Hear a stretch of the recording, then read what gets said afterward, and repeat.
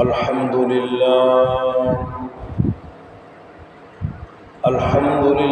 نحمده ونستعينه ونستغفره ونؤمن به ونتوكل عليه ونعوذ بالله من شرور أنفسنا ومن سيئات أعمالنا من يهده الله فلا مضل له ومن يضلله فلا هادي له وأشهد أن لا إله إلا الله وحده لا شريك له وأشهد أن سيدنا ومولانا محمدا عبده ورسوله أما بعد فأعوذ بالله من الشيطان الرجيم وقد قال الله تبارك وتعالى في القرآن المجيد والفرقان الحميد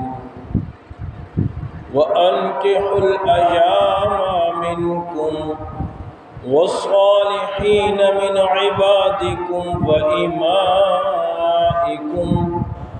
إن يكونوا فقراء يغنهم الله من فضله والله واسع عليم وليستعفف الذين لا يجدون نكاحا حتى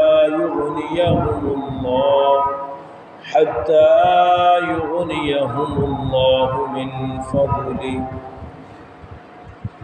عن عائشة رضي الله تعالى عنها قال رسول الله صلى الله تعالى عليه وسلم تزوجوا النساء فإنهن يأتينكم بالمال او كما قال علیہ الصلوۃ والسلام. میرے انتہائی قابل صد احترام بزرگوں، بھائیوں، دوستوں، آج کا ہمارا جمعہ نکاح کے موضوع پر ہے کہ اللہ کے نبی صلی اللہ علیہ وسلم کی ایک سنت نکاح بھی ہے.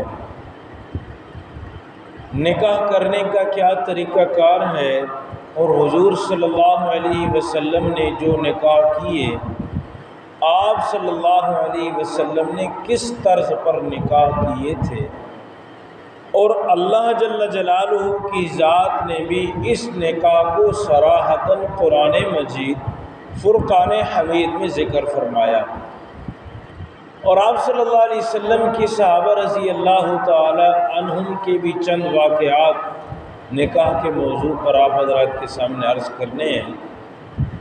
سب سے پہلے قرآن مجید کی آیت کے اللہ جل شانہ کی یاد فرماتے ہیں انکحوا الایام منکم، کہ تم بے نکاح لوگوں کا، جو تم میں سے لوگ بے نکاح ہیں، ان بے نکاحوں کے نکاح کرو. آگے اللہ جل شانہ کی ذات نے فرمایا والصالحین من عبادکم وامائکم، کہ جو آپ صلی اللہ علیہ وسلم کے زمانے میں غلام بھی ہوتے تھے اور باندیاں بھی ہوتی تھیں، تو حضور علیہ السلام فرما رہے ہیں کہ جو تمہارے غلاموں میں سے، تمہاری باندیوں میں سے جو نیک ہیں، ان کا بھی نکاح کرا دو.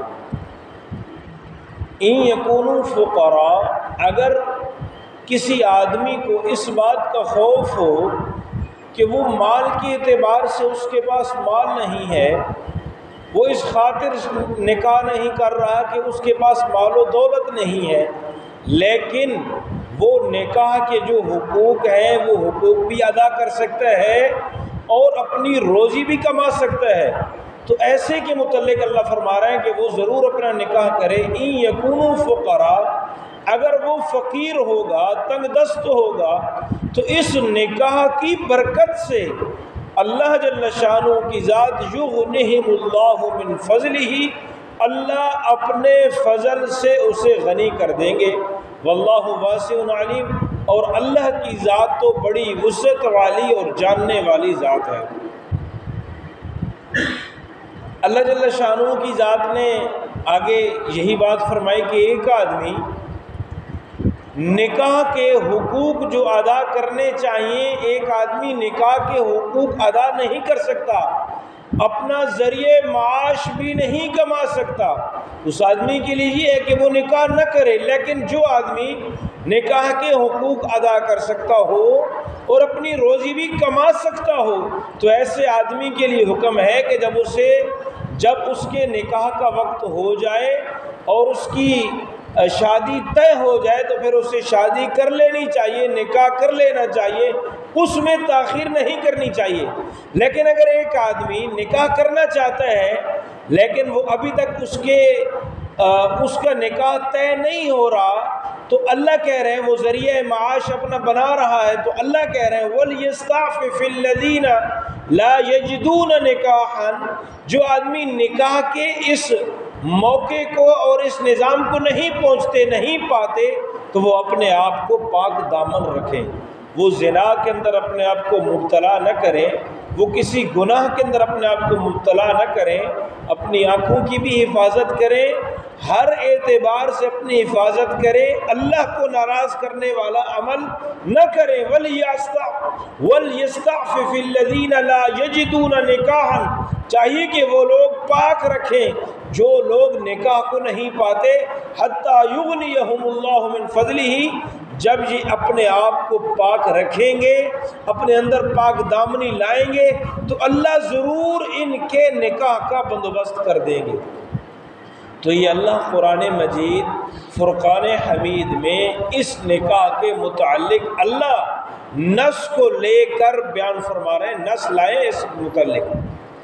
تو شریعت مطہرہ آپ صلی اللہ علیہ وسلم کی احادیث کے پیش نظر بھی حضرت عائشہ صدیقہ رضی اللہ تعالی عنہ روایت کرتی ہیں، وہ کہتی ہیں کہ آپ صلی اللہ علیہ وسلم نے فرمایا، آپ صلی اللہ علیہ وسلم کا فرمان نقل کیا، تزوجوا النساء، کہ تم عورتوں سے نکاح کرو، فإنہن یأتینکم بالمال، کہ بے شک یہ عورتیں تمہارے پاس جب آئیں گی تو اس کی برکت سے اللہ تمہاری آمدنی میں برکتیں ڈال دے گا، اور اس نکاح کی برکت سے اللہ تمہاری ذریعہ آمدن بنا دے گا۔ تو حضور نبی کریم صلی اللہ علیہ وسلم کا فرمان اور اس کو نقل کرنے والی حضرت عائشہ صدیقہ رضی اللہ تعالی عنہ، معاشرے کے اندر بہت سارے لوگ ایسے بھی ہیں کہ یار یہ آدمی نکاح کرے گا تو پھر کہاں سے بچوں کو کھلائے گا اور کیسے کھائے گا؟ تو اللہ جل شانہ کی ذات کی قرآن مجید کی نص کے ذریعے اور حضور نبی کریم صلی اللہ علیہ وسلم کی حدیث کے ذریعے یہ اس بات کا خوف نہ کرے کہ جب نکاح ہو جائے گا تو اس کی ذریعہ آمدن کا کیا ہوگا، یہ دو چیزوں کا خیال رکھے۔ اگر یہ نکاح کے حقوق ادا کر سکتا ہے اور یہ روزی کما سکتا ہے، یہ اپنی روزی اور رزق تلاش کر سکتا ہے، اس میں کمانے کی ہمت اور طاقت ہے، یہ روزی اپنی تلاش کر سکتا ہے، تو ایسے آدمی کو نکاح کی اجازت ہے، وہ نکاح کر لے۔ اس نکاح کی برکت سے، حضور صلی اللہ علیہ وسلم کی یہ سنت ادا کرنے کی برکت سے اللہ جل شانہ کی ذات اس کی ذریعہ آمدن کے اندر اللہ اضافہ فرما دیں گے۔ اسی طرح ایک حدیث نہیں بلکہ اس طرح کی کئی حدیث کہ آپ صلی اللہ علیہ وسلم کے فرمان کے مطابق حضور نبی کریم صلی اللہ علیہ وسلم نے فرمایا کہ من احب فطرتی، جو آدمی میرے طریقے سے محبت کرتا ہے، میرے طریقے سے محبت کرتا ہے، میرے کام کاج سے محبت کرتا ہے، آپ نے فرمایا چاہیے کہ وہ میری اس سنت نکاح کی سنت سے بھی محبت کرے۔ آپ نے فرمایا کہ جو آدمی نکاح کرنے پر قادر ہو اور نکاح کر سکتا ہو، حقوق بھی ادا کر سکتا ہو، روزی بھی کما سکتا ہو، اور اسے نکاح کی دعوت دی جائے اور اس کا نکاح تیار بھی ہو اور وہ یہ نکاح نہ کرے، آپ صلی اللہ علیہ وسلم نے فرمایا فلیس منی، پھر یہ آدمی میری سنت سے اعراض کر رہا ہے، گویا کہ یہ ہماری امت میں سے بھی نہیں ہے۔ تو آج کا ہمارا موضوع ایک ایسے کام پر ہے، ایک ایسی عبادت پر ہے کہ جس کام کو عبادت نہیں کہا جاتا، حالانکہ حضور علیہ السلام کے فرمان کے مطابق نکاح ایک عبادت ہے۔ اس نکاح کے اندر جو کچھ آدمی جائز طریقے پہ اخراجات کرتا ہے اللہ اس کو صدقہ کرنے کے برابر اجر اور ثواب عطا کرتے ہیں۔ تو یہ نکاح ایک مستقل عبادت ہے جس کو حضور صلی اللہ علیہ وسلم نے اپنی احادیث کے اندر ایک دفعہ نہیں کئی دفعہ بیان فرمایا۔ اچھا، ایک موقع پہ امہات المؤمنین یعنی حضور علیہ السلام کی بیویوں کے پاس 3 آدمی آئے۔ انہوں نے حضور صلی اللہ علیہ وسلم کے متعلق سوال کیے، آپ صلی اللہ علیہ وسلم کی عبادت کے متعلق پوچھا، آپ کے اور حالات واقعات کے متعلق پوچھا۔ تو تینوں میں سے ایک آدمی کہنے لگا کہ بھئی میں تو ساری زندگی روزہ رکھوں گا، میں کبھی بھی روزہ نہیں چھوڑوں گا، میں ہر روز روزہ رکھا کروں گا۔ دوسرے نے کہا کہ میں کبھی شادی نہیں کروں گا، میں کبھی کوئی نکاح نہیں کروں گا، میں بغیر نکاح کے زندگی گزاروں گا اور اللہ کی عبادت میں لگا رہوں گا۔ تیسرے نے کہا کہ میں رات کا ایک حصہ بھی آرام نہیں کروں گا بلکہ میں ساری رات عبادت میں لگا رہوں گا۔ آپ صلی اللہ علیہ وسلم کو جب ان تینوں کے متعلق بتلایا گیا کہ اے اللہ کے رسول، یہ 3 شخص ہمارے گھر آئے تھے اور یہ تینوں یہ الفاظ کہہ کر گئے، آپ صلی اللہ علیہ وسلم نے تینوں کو اپنے پاس بلایا اور آپ نے فرمایا کہ جناب سنو، میں اس شریعت کو لے کر آیا ہوں کہ جو تمام نبیوں کی شریعت کو منسوخ کرتی ہے، اور میں امام الانبیاء حضرت محمد صلی اللہ علیہ وسلم جو دونوں جہانوں کا سردار نبی ہوں، لہٰذا میں نکاح کرتا ہوں۔ تم کیسے کہتے ہو کہ میں بغیر نکاح کے زندگی گزاروں گا؟ لہذا محمد صلی اللہ علیہ وسلم یہ شریعت نہیں لے کر آئے، لہذا تمہیں اگر محمد صلی اللہ علیہ وسلم کی شریعت کو اپنانا ہوگا تو لہذا تمہیں نکاح کرنا ہوگا۔ تمہاری یہ بات، یہ قول کہ میں کبھی نکاح نہیں کروں گا، بغیر نکاح کے ساری زندگی گزار دوں گا، آپ صلی اللہ علیہ وسلم نے اپنے اس امتی کی تنبیہ کی اور اسے سمجھایا اس صحابی کو اور کہا کہ نہیں، نکاح کرنا بھی ایک عبادت ہے، لہٰذا تو نے یہ کرنی ہے، یہ عبادت کرنی ہے، اس لیے کہ حضور صلی اللہ علیہ وسلم کی سنت ہے۔ آپ صلی اللہ علیہ وسلم نے دوسرے کو مخاطب کیا اور جس نے کہا کہ میں ساری زندگی روزے رکھا کروں گا، کبھی افطار نہیں کروں گا، تو آپ صلی اللہ علیہ وسلم نے فرمایا کہ میں اس شریعت کو لے کر آیا ہوں جس شریعت میں آسانیاں ہی آسانیاں ہیں۔ تم کیسے کہتے ہو کہ میں روزہ ہی روزہ رکھوں گا؟ میں محمد صلی اللہ علیہ وسلم امام الانبیاء کبھی روزہ رکھتا ہوں، کبھی افطار کرتا ہوں، کبھی روزہ رکھتا ہوں، کبھی افطار کرتا ہوں، تم کیسے کہتے ہو کہ میں ساری زندگی روزہ رکھوں گا؟ لہٰذا تمہیں بھی اس بات کی اجازت نہیں کہ تم ساری زندگی روزہ رکھو، بلکہ تم محمد کے طریقے پر چلو، کبھی روزہ رکھ لو اور کبھی افطار کر لو، کبھی روزہ رکھ لو اور کبھی روزہ نہ رکھو۔ تیسرا آدمی، جس آدمی نے کہا کہ میں ساری رات عبادت کروں گا، ایک لمحے کے لیے بھی آرام نہیں کروں گا، آپ صلی اللہ علیہ وسلم نے اسے بھی سمجھایا کہ میں امام الانبیاء ہوں، میں رات سوتا بھی ہوں اور رات عبادت بھی کرتا ہوں۔ یہ دین آسان ہے اور دین آسانیوں کے لیے بنایا گیا ہے، لہذا تم یہ بات جو کہہ رہے ہو یہ غلط کہہ رہے ہو، لہذا تم اپنی اس بات سے پھرو اور یہ کہو کہ میں رات عبادت بھی کیا کروں گا اور رات اپنے جسم کا جو حق آرام ہے وہ آرام بھی کیا کروں گا۔ تو حضور نبی کریم صلی اللہ علیہ وسلم کی مستقل عبادت ایک نکاح بھی ہے، جس نکاح کے متعلق میں نے قرآن مجید سے ایک آیت پڑھ دی اور حضرت عائشہ صدیقہ رضی اللہ تعالیٰ عنہ کا فرمان آپ حضرات کے سامنے رکھ دیا۔ اچھا، آپ صلی اللہ علیہ وسلم نے نکاح کیے، آپ صلی اللہ علیہ وسلم کا نکاح کس طرز پر ہوتا تھا؟ آپ کے نکاح کا کیا طریقہ ہوتا تھا؟ آپ کے ولیمے کا کیا طریقہ ہوتا تھا؟ حضرت انس رضی اللہ تعالیٰ عنہ ایک صحابی ہیں، وہ روایت کرتے ہیں کہ آپ صلی اللہ علیہ وسلم نے حضرت زینب بنت جحش رضی اللہ تعالیٰ عنہ سے نکاح کیا۔ آپ صلی اللہ علیہ وسلم کا جو حضرت زینب کے ساتھ نکاح ہے، یہ اللہ نے قرآن مجید کے اندر آیت اتاری، فَلَمَّا قَضَى زَيْدٌ مِّنْهَا وَطَرًا زَوَّجْنَاكَهَا لِكَيْ لَا يَكُونَ عَلَى الْمُؤْمِنِينَ حَرَجٌ، کہ جب زید اس عورت سے اپنی حاجت کو پوری کر چکا تو اب اس عورت نے اپنی عدت پوری کر دی تو اے نبی جی ہم نے آپ کا نکاح زینب سے کر دیا۔ اللہ جل شانہ کی ذات نے حضرت زینب رضی اللہ تعالی عنہا کا نکاح قرآن مجید کی یہ آیت اتار کے فرمایا۔ اب جیسے ہی اللہ نے یہ آیات اتاری تو آپ صلی اللہ علیہ وسلم حضرت زینب کے گھر تشریف لے گئے اور حضرت زینب کو یہ آیات سنا دی۔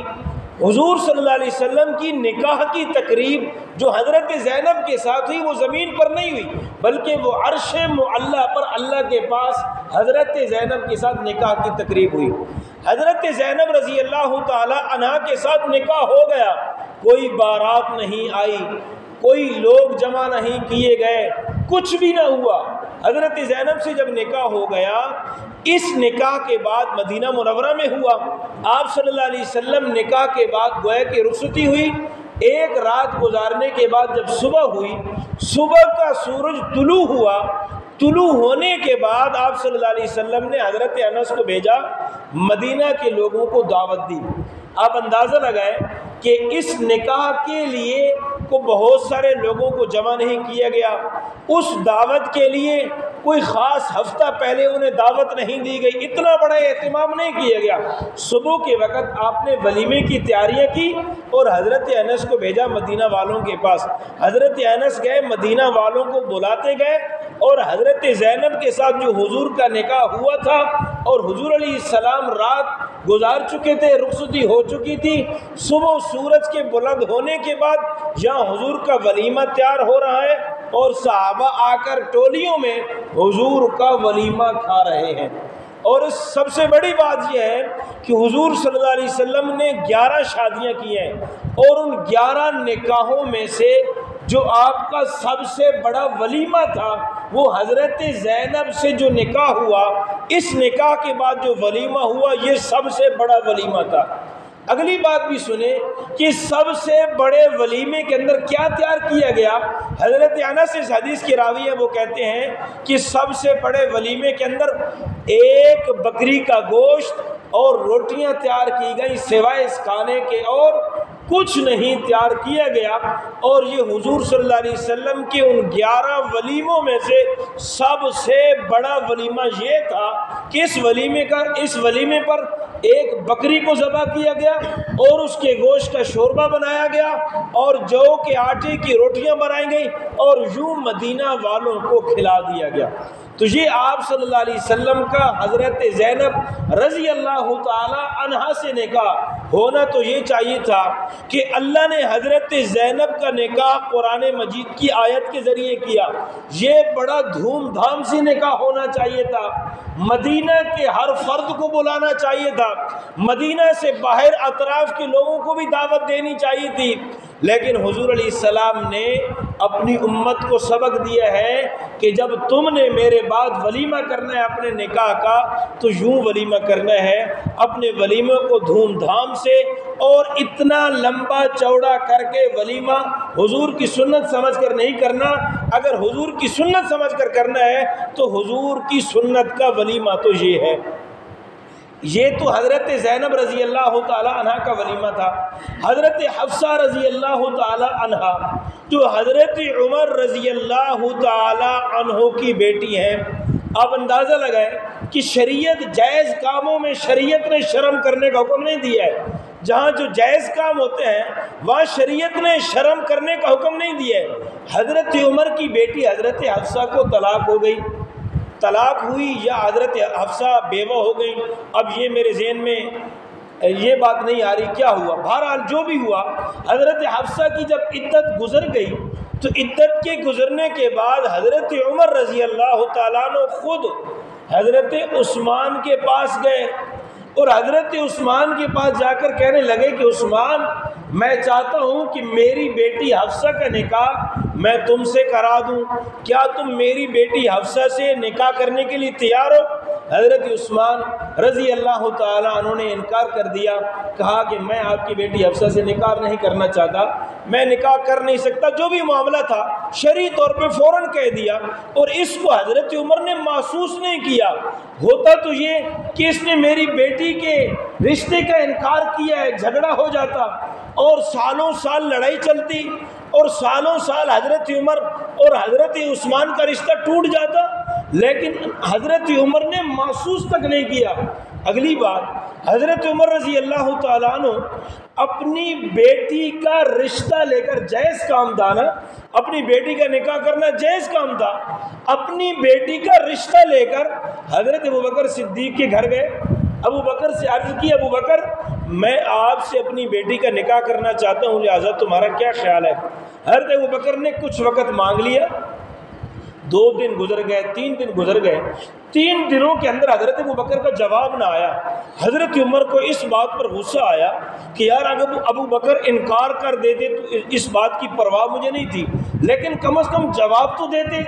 انہی 3 دنوں کے اندر حضور صلی اللہ علیہ وسلم کا پیغام حضرت عمر کے گھر پہنچ گیا کہ حضور صلی اللہ علیہ وسلم حضرت حفصہ سے نکاح کرنا چاہتے ہیں۔ اب جیسے یہ پیغام حضرت عمر کے پاس پہنچا تو حضرت عمر بہت خوش ہوئے کہ میری بیٹی کا نکاح حضور صلی اللہ علیہ وسلم سے ہو رہا ہے، اس سے بڑی نسبت اور کیا ہو سکتی تھی کہ امام الانبیاء سے میری بیٹی کا نکاح ہو رہا ہے۔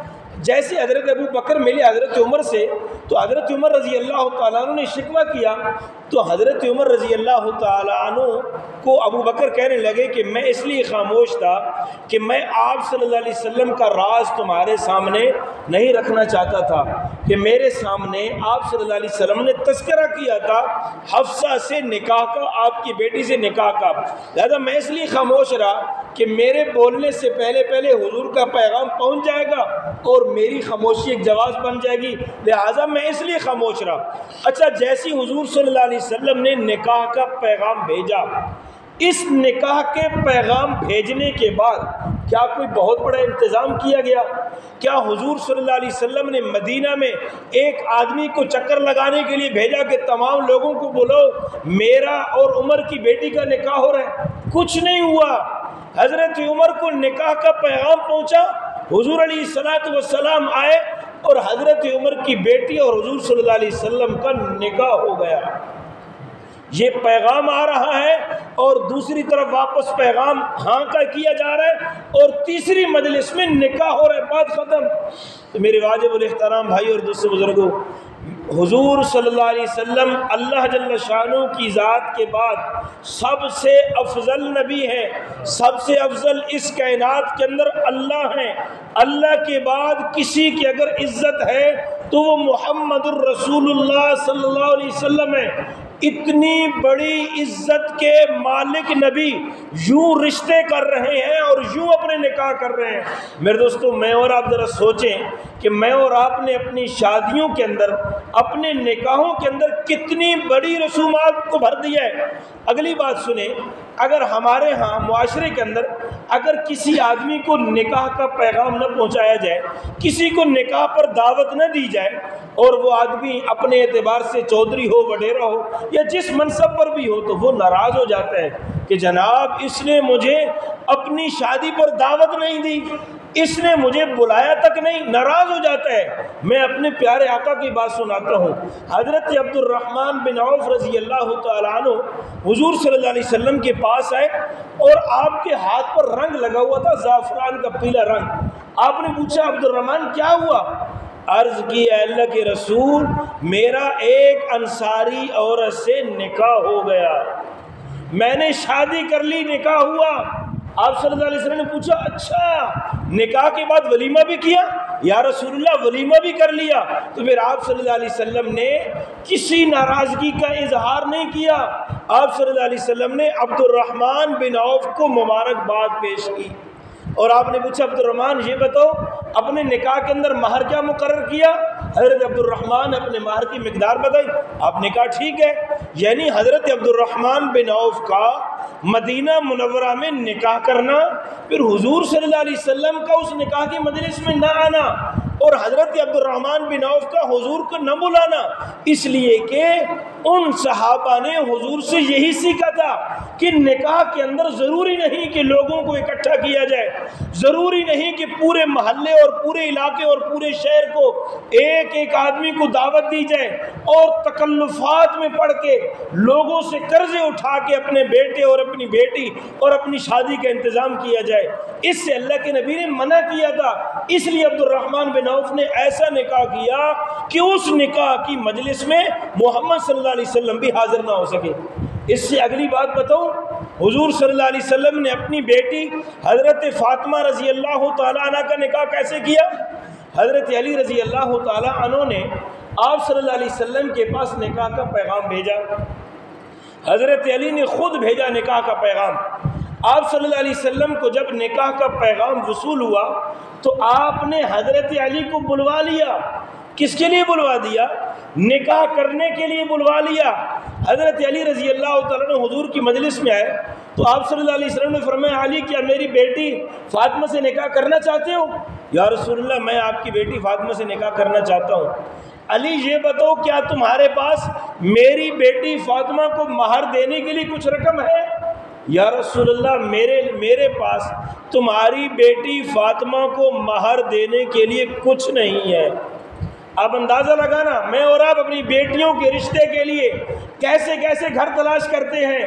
لوگوں کی سب سے پہلے مالداری اور کوٹھی اور بنگلے کو دیکھتے ہیں، دینداری اور تقوی کو نہیں دیکھتے۔ اللہ کے نبی علی کے تقوی کو دیکھ رہے ہیں، علی کے اسلام کو دیکھ رہے ہیں، علی کی دینداری کو دیکھ رہے ہیں۔ اللہ کے نبی فرما رہے ہیں، امام الانبیاء فرما رہے ہیں، علی تمہارے پاس مہر دینے کے لیے کچھ نہیں؟ یا رسول اللہ میرے پاس تو اتنی رقم ہی نہیں کہ میں آپ کی بیٹی کو مہر دوں۔ حضور صلی اللہ علیہ وسلم نے فرمایا، علی میں نے تمہیں ایک ذرہ دی تھی، مال غنیمت سے ایک ذرہ ملی تھی، حتبی نام کی ایک ذرہ تھی، وہ میں نے تمہیں دی تھی، کیا وہ بھی نہیں ہے؟ کہا یا رسول اللہ وہ تو ہے۔ آپ نے فرمایا، علی وہ ذرہ لے آنا، وہی تم میری بیٹی فاطمہ کے مہر میں دے دینا، مجھے وہ بھی مہر کے اندر قبول ہو جائے گا۔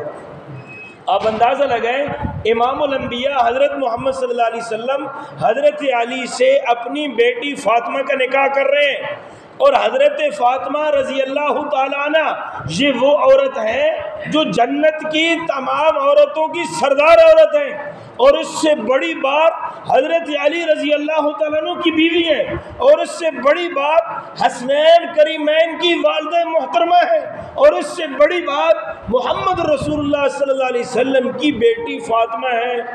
حضور صلی اللہ علیہ وسلم نے حضرت علی سے اپنی بیٹی فاطمہ کا نکاح کر دیا، نکاح ہو گیا، تاریخیں متعین نہیں ہوئی، کوئی لمبا چوڑا اوقات متعین نہیں ہوا۔ میں اور آپ کیا کرتے ہیں، ایک مہینے کی بات ڈیٹ رکھتے ہیں اور ایک مہینہ پہلے اپنے گھر میں وہ کام کرتے ہیں جس کا شریعت نے دور دور سے بھی اجازت نہیں دی۔ کتنا بڑا ظلم کر رہے ہیں۔ آج ہمارے جمعے کا موضوع نکاح تھا، آج ہمارے جمعے کا موضوع شادیوں کو سادہ بنانا تھا۔ میں حضرت فاطمہ کی شادی سنا رہا ہوں، حضرت علی اور فاطمہ کا نکاح ہو گیا۔ جب حضور صلی اللہ علیہ وسلم نے حضرت علی کی حالت کو دیکھا کہ علی کے پاس تو بستر تک پیسے نہیں، قالین لینے تک پیسے نہیں، کمرہ مزین کرنے تک پیسے نہیں، تو پھر آپ صلی اللہ علیہ وسلم نے اپنی بیٹی فاطمہ کو جہیز دیا۔ کیسا جہیز دیا؟ ایک چادر دی اور ایک تکیہ دیا جو کھجور کی چھال کا بنا ہوا تھا اور جو چمڑے کی کھال کا بنا ہوا تھا، اور جس کے اندر اسخر گھاس سے اس تکیے کو بھرا گیا۔ آپ صلی اللہ علیہ وسلم نے اپنی بیٹی کو جہیز کے اندر 2 مٹکے دیے اور اپنی بیٹی کو جہیز کے اندر 2 چکیاں دی، جس چکی کو پیس کر جو کو پیس کر آٹا بنایا جاتا تھا۔ حضور صلی اللہ علیہ وسلم نے حضرت علی اور حضرت فاطمہ کا نکاح کر دیا۔ جب رخصتی ہو گئی، جیسی ہی رخصتی ہوئی تو حضور صلی اللہ علیہ وسلم حضرت علی کے گھر میں تشریف لے گئے۔ آپ نے پانی منگوایا، پانی منگوانے کے بعد آپ نے معوذتین سورت پڑھ کے آپ نے دم کیا، دم کرنے کے بعد آپ نے پانی حضرت علی پر بھی چھڑکاؤ کیا اور حضرت بی بی فاطمہ پر بھی چھڑکاؤ کیا۔ اب حضور نے فرمایا، علی ولیمہ کرنا بھی سنت ہے، کیا ولیمے میں کیا کچھ تیار کر رہے ہو؟ یا رسول اللہ میرے پاس تو ولیمے کے لیے کچھ نہیں ہے۔ صحابہ سن رہے ہیں حضرت علی کا یہ قول۔ حضرت سعد رضی اللہ تعالیٰ عنہ اٹھے اور کہنے لگے اللہ کے رسول میں علی کے ولیمے کے لیے ایک بکری حاضر کرتا ہوں۔ دوسرے صحابی اٹھے یا رسول اللہ میں علی کے ولیمے کے لیے اتنا آٹا حاضر کرتا ہوں۔ گوشت بھی لایا گیا، آٹا بھی آ گیا، اور اس حضرت علی رضی اللہ تعالیٰ عنہ کی مدد صحابہ نے کی، جس مدد کے ذریعے اس صحابی رسول حضرت علی رضی اللہ تعالیٰ عنہ نے حضور کی سنت سمجھ کر ولیمہ کیا۔ یہ حضرت علی رضی اللہ تعالیٰ عنہ کا ولیمہ تھا، اور یہ حضرت فاطمہ رضی اللہ تعالیٰ عنہ جو حضور کی بیٹی ہیں ان کا ولیمہ تھا۔ اور صحابہ کی مدد دیکھیں اور امداد دیکھیں، ہمیں بھی ایسا کرنا چاہیے۔ جب ہمارے محلے میں جب ہمارے کسی رشتہ دار نے اپنی بیٹی کا کہیں نکاح کرنا ہو، اپنے بیٹے کا نکاح کرنا ہو، تو ہمیں مدد کرنی چاہیے۔ ہمیں ایسے مدد نہیں کرنی چاہیے جیسے ہم کر رہے ہیں۔ اپنے گھر میں کاپی دیکھی جائے گی، اس میں دیکھا جائے گا کہ میں نے بیٹی کی شادی کی تھی، یہ میرے بیٹی کی شادی پر آیا تھا، اس نے 1000 روپے دیے تھا، لہٰذا میں نے اس نے گویا کہ قرض دیا تھا، میں نے بھی اسے 1000 دینا ہے۔ اس سے شریعت نے منع کیا ہے۔ اگر کسی نے مخلص بن کے مدد کرنی ہے تو کاپیوں والی مدد نہ ہو، یوں رسم و رواج والی مدد نہ ہو کہ جب آدمی کسی سے اس طرح کی مدد کرے گا تو اس طرح کی مدد سے شریعت نے منع فرمایا۔ میں جمعرات کے دن کی بات بتاتا ہوں۔ جمعرات کے دن ایک آدمی سے میری ملاقات ہوئی، وہ اپنے دونوں بیٹوں کی شادی کر رہے ہیں۔ میں نے پوچھا کہ سنو بھئی کیا ترتیب ہے لوگوں کو دعوت دینے کی؟ کہا فلاں علاقے والوں کو پوچھوں گا، جو فلاں دے رہا ہے نا گواہ ہے اس کو نہیں پوچھوں گا۔ میں نے کیا وجہ ہے جی، اسے کیوں نہیں بلاؤ گے؟ کہا کہ جناب وہ دیرہ بہت بڑا ہے، کھانے والے بہت زیادہ ہیں، لیکن کاپی پر پیسے لکھانے والا ان کا ایک ہی بڑا ہوتا ہے جو 1000 روپے لکھواتا ہے، اور کھانے والے 25-30 آدمی ہوتے ہیں، لہٰذا میں ایسا نہیں کروں گا، انہیں میں دعوت نہیں دوں گا۔ آپ خود بتائیں کہ ہم لوگوں کو اب کس لیے دعوت دیتے ہیں؟ اس لیے دعوت دیتے ہیں کہ اچھے پیسے بنیں گے۔ میرے دوستو، اگر کسی نے حضور صلی اللہ علیہ وسلم کی سنت کے مطابق ولیمہ کرنا ہے تو اللہ نے اس میں جتنی طاقت رکھی ہے وہ ایک صدقہ کر رہا ہے، اپنی اس طاقت کے مطابق ولیمہ کرے جتنی اس میں طاقت ہے۔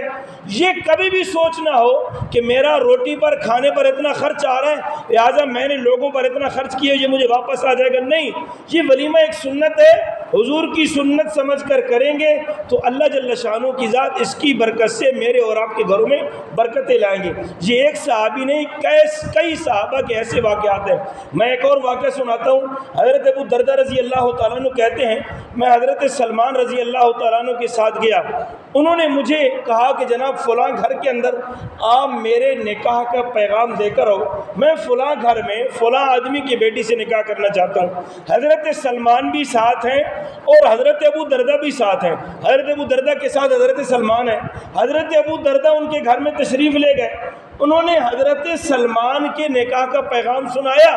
گھر والوں نے کہا کہ جناب ہم سلمان سے اپنی بیٹی کا نکاح نہیں کرنا چاہتے، لہٰذا ہم تو اپنی بیٹی کا نکاح آپ سے کرنا چاہتے ہیں۔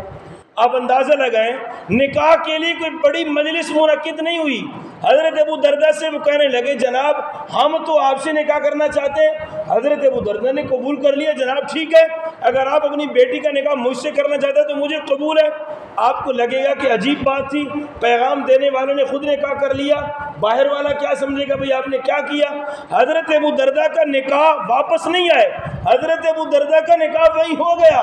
جب باہر تشریف لائے تو سلمان رضی اللہ تعالیٰ عنہ سے کہنے لگے کہ جناب مجھے حیا آ رہی ہے اور شرم آ رہی ہے، میں تمہیں کیسے یہ بات بتاؤں؟ کہا کہ کیا ہوا؟ کہا کہ جناب انہوں نے یہ الفاظ کہے کہ ہم اپنی بیٹی کا نکاح سلمان سے نہیں کرنا چاہتے، آپ سے کرنا چاہتے ہیں۔ انہوں نے اپنی بیٹی کا نکاح مجھ سے کر دیا۔ تو حضرت سلمان کہہ رہے ہیں شرم تو مجھے آنی چاہیے، حیا تو مجھے آنی چاہیے، اللہ نے تمہارا نکاح یہاں لکھا ہوا تھا اور میں نے آپ کے نکاح سے پہلے پیغام بھیج دیا۔ میں ناراض ہونے والا نہیں ہوں، اس لیے کہ حضور صلی اللہ علیہ وسلم کی تربیت یافتہ صحابی ہوں۔ شریعت کے مطابق آپ کو ایک بات سناتا جاؤں کہ اگر کسی آدمی نے کہیں نکاح کا پیغام بھیجا ہے اور وہاں سے ابھی تک ہاں اور نہ کا جواب نہیں آیا، تو شریعت کہتی ہے کہ دوسرے آدمی کو اجازت نہیں کہ اس آدمی کی ہاں اور نہ سے پہلے وہاں اپنے رشتے کو بھیج دے۔ یعنی ایک جگہ بیٹی والوں کے گھر نکاح کا پیغام بھیجا، اگر بیٹی والوں نے ہاں کر دی تو شریعت نے اجازت نہیں دی کہ دوسرے گھر کے لوگ اسے مال و متاع کی لالچ دے کر اسے کہیں کہ جناب آپ اپنی بیٹی کا نکاح وہاں نہ کریں، ہمارے ساتھ کریں، تو شریعت نے اس سے منع کیا ہے۔ تو میں آخری حدیث سناؤں گا، اللہ کے نبی صلی اللہ علیہ وسلم کا فرمان، سب سے خوبصورت اور خیر و برکت والا نکاح وہ ہوگا جس میں آسانیاں ہوں گی۔ تو آج کا ہمارا موضوع یہی تھا کہ اپنی شادیوں کو سادہ بنایا جائے۔ اس کے موضوع پر میں نے بہت سارے واقعات آپ حضرات کے سامنے رکھے۔ اللہ سے دعا اللہ مجھے اور آپ کو صحابہ کے نقش قدم پر اور حضور کے نقش قدم پر چلنے کی توفیق عطا فرمائے۔ وآخر دعوانا الحمدللہ۔